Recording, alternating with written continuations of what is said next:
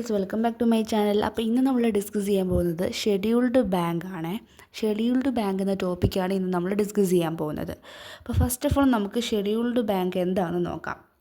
Scheduled bank is the bank is included in the second schedule of the reserve bank of India act 1934. Reserve bank of India act 1934 second ഷെഡ്യൂളിൽ included ആയിട്ടുള്ള ബാങ്കിനെയാണ് നമ്മൾ scheduled bank എന്ന് പറയുന്നത്. ഇതിൻ്റെ main features എന്ന് പറയുന്നത് included in RBI second scheduled. നമ്മൾ പറഞ്ഞു RBIയുടെ ആക്ട് പ്രകാരം RBIയുടെ ആക്ട് 1934 പ്രകാരം എന്താണ്, അതിൻ്റെ സെക്കൻഡ് ഷെഡ്യൂളിൽ ഇൻക്ലൂഡ് ആയിട്ടുള്ള ബാങ്കിനെയാണ് നമ്മൾ ഷെഡ്യൂൾഡ് ബാങ്ക് എന്ന് പറയുന്നത്. അത് ഇതിൻ്റെ ഒരു മെയിൻ ഫീച്ചറായിട്ട് തന്നെ നമുക്ക് കണക്കാക്കാം. രണ്ടാമത്തെ പോയിൻ്റാണ് minimum paid up capital and reserve. ഇതിന് മിനിമം പെയ്ഡ് അപ്പ് ക്യാപിറ്റൽ ഉണ്ടായിരിക്കും, അതേപോലെ റിസർവും ഉണ്ടായിരിക്കും. ഫെസിലിറ്റീസ് ഫ്രം RBI, നമ്മുടെ ബാങ്കിൻ്റെ കൂട്ട് തന്നെ ഇത് ലോൺ പ്രൊവൈഡ് ചെയ്യുന്നുണ്ട്, റീഫിനാൻസ് ഒക്കെ ഈ ഷെഡ്യൂൾഡ് ബാങ്ക് പ്രൊവൈഡ് ചെയ്യുന്നുണ്ട്. അതുപോലെ തന്നെ ഷെഡ്യൂൾഡ് ബാങ്ക് RBIയുടെ റൂൾസ് ആൻഡ് റെഗുലേഷൻസും ഇത് ഫോളോ ചെയ്യണം. പബ്ലിക്കിന് ഈ scheduled bank safe and reliable ആയിരിക്കും. ഇതാണ് ഷെഡ്യൂൾഡ് ബാങ്കിനെ കുറിച്ച് നമുക്ക് പഠിക്കാനുള്ളത്. അടുത്തായിട്ട് നമ്മൾ പഠിക്കാൻ പോകുന്നത് various type of a scheduled bank in India as per RBI.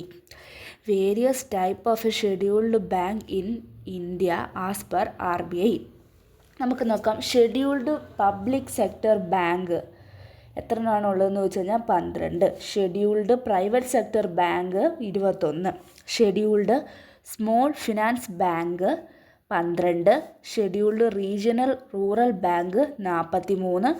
Scheduled payment banks ഉള്ളത് 4. ഷെഡ്യൂൾഡ് ഫോറിൻ ബാങ്ക് 45 ഉണ്ട്. Scheduled urban cooperative bank 51. State cooperative bank 34. Various type of a scheduled bank in India as per RBI. അടുത്തായിട്ട് നമ്മൾ പഠിക്കാൻ പോകുന്നത് largest banks in India. ഇന്ത്യയിലുള്ള largest bank ഏതൊക്കെയെന്നാണ്.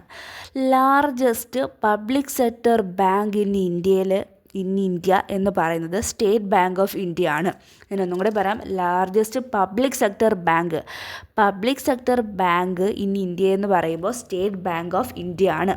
Second largest public sector bank in India എന്ന് പറയുമ്പോൾ Bank of ബറോഡയാണ്. Third largest public sector bank in India Punjab National Bank. അപ്പോൾ നമ്മൾ പബ്ലിക് സെക്ടർ ബാങ്ക് ഇൻ ഇന്ത്യയിൽ തന്നെ ലാർജസ്റ്റ് ആയിട്ടുള്ളതെന്ന് പറഞ്ഞത് ഏതാ? SBI ആണ്. Second largest Bank of Baroda, third largest Punjab National Bank. അടുത്തതായിട്ട് largest private sector bank in India എന്ന് പറയുന്നത് HDFC ബാങ്കാണ്. Second largest private sector bank in India ICICI ബാങ്കാണ്. Third largest private sector bank in India Axis ബാങ്കാണ്. Largest foreign bank in India എന്ന് പറയുന്നത് Standard Chartered ബാങ്കാണ്. Largest small finance bank in India AU Small Finance ബാങ്കാണ്. Largest payment bank in India എന്ന് പറയുന്നത് Indian post payment ബാങ്കാണ്. അപ്പം നമ്മൾ ഷെഡ്യൂൾഡ് ബാങ്ക് എന്ന് നമ്മൾ പഠിച്ചു. അതിനകത്ത് തന്നെ types of the scheduled bank ഉണ്ട്. പബ്ലിക് സെക്ടർ ഷെഡ്യൂൾഡ് ബാങ്ക് ഉണ്ട്, പ്രൈവറ്റ് സെക്ടർ ഷെഡ്യൂൾഡ് ബാങ്ക് ഉണ്ട്, സ്മോൾ ഫിനാൻസ് ബാങ്ക് ഉണ്ട്, റീജിയണൽ റൂറൽ ബാങ്ക് ഉണ്ട്, പേയ്മെൻറ്റ് ബാങ്ക് ഉണ്ട്, ഫോറിൻ ബാങ്ക് ഉണ്ട്, അർബൻ കോപ്പറേറ്റീവ് ബാങ്ക്സ് ഉണ്ട്, കോപ്പറേറ്റീവ് ബാങ്ക്സ് ഉണ്ട്.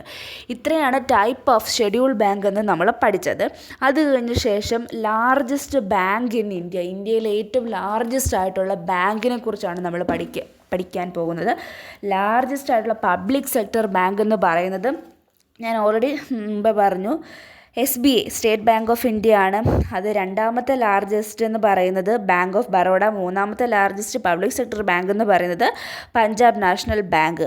അപ്പോൾ നമ്മൾ ഈ പബ്ലിക് സെക്ടർ ബാങ്ക് ഏതൊക്കെയാണെന്നാണ് പഠിച്ചത്. അതേപോലെ തന്നെ പ്രൈവറ്റ് സെക്ടർ ബാങ്കിലും ഉണ്ട്. ലാർജസ്റ്റ് ആയിട്ടുള്ള പ്രൈവറ്റ് സെക്ടർ ബാങ്ക് ഏതാണ്?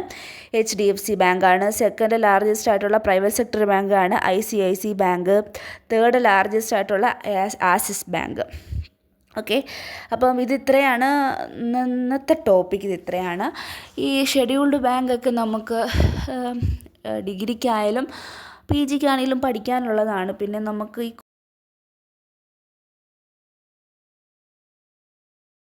അപ്പം നമ്മുടെ ചാനൽ ഇഷ്ടപ്പെട്ട ലൈക്ക് ചെയ്യുക, സബ്സ്ക്രൈബ് ചെയ്യുക, ഷെയർ ചെയ്യുക.